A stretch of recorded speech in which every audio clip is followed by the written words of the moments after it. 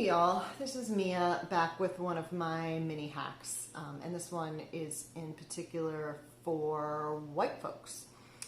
And it is about how to call 911 for people of color, especially black folks.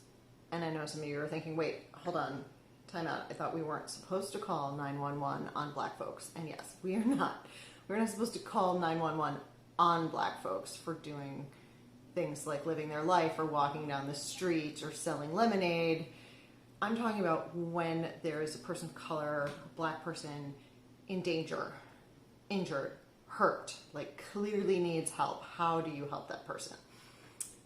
And I have done this wrong. There is a wrong way to do that. And that is, like, for instance, if you're driving down a street like I was once and I saw a guy who looked injured by the side of the road, a black man, and by the time I sort of figured out what was going on, my passenger and I decided, oh, they probably need help, we should call 911.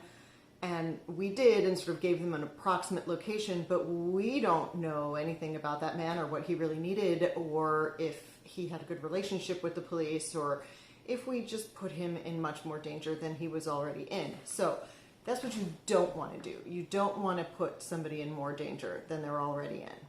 So this is how you don't do that. If you see a person of color who is injured or is looking like they need help, you stop. You stop what you're doing and you ask them. You go up to them and you say, hi, you don't look okay. Do you need some help? And if they say, yes, I do, then you ask, do you want me to call 911? And if they say no, you don't call 911. You listen and you do what they want. And if then you can say, well, what else can I do for you? Can I call someone else for you? You know, offer to use your phone if they don't have their phone, or, you know, I've given people rides to the L. You have to kind of decide at that point what your comfort level is. But if they're telling you not to call 911, you don't call 911. Now, if they say, yes, please call 911, I need help, then you need to stay with them until the first responders show up. And ideally, really, until the first responders leave, or they leave with the first responders, because you need to make sure that that encounter that you have just called upon them turns out okay. Because a lot of times those encounters don't turn out okay. And if you're there as a white person, you can ensure that there's less risk that something bad will happen because you're there vouching for a total stranger. It doesn't make sense, but this is how it is, okay? I didn't know how to do this. I asked around. Black Twitter told me. Now, of course, if the person wants you to go away or doesn't want you to hear their personal information, you back the fuck off and you let them communicate with the first responders when they get there. But you ask, you say, do you want me to sit with you while they're here? Do you want me to leave you alone? I can just go sit across the street and make sure everything's okay until they leave.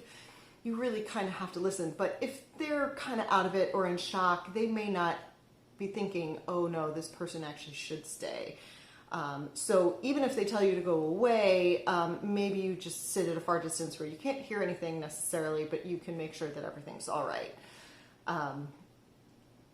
So if there is a domestic violence situation that you come upon or some other kind of violent situation, that's a little different, and you need to be careful because those are dangerous situations and you don't want to put yourself in danger. I was riding my bike one day and came upon a woman who was holding a child and being smacked by a man, and I stopped and I said, do you want me to call the police? Do you want me to call 911? And she said, yes, please call 911. And I was riding my bike, so it took me a minute to get my phone out. By the time I got my phone out, the attacker had sort of decided that this was not worth it for him, that he was not going to stick around for the police, and he had backed off. And at that point, I said, do you still want me to call? And she said, no, it's fine. He's leaving. You don't need to call. And then I didn't.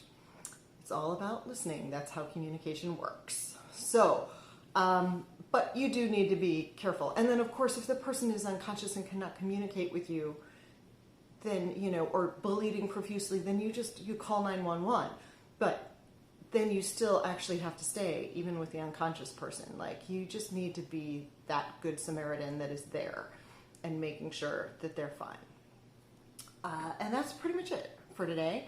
I'll be back hopefully with another video on defunding the police once I can kind of winnow all the information I have down into something digestible. Until then, be safe, be well, be kind to each other.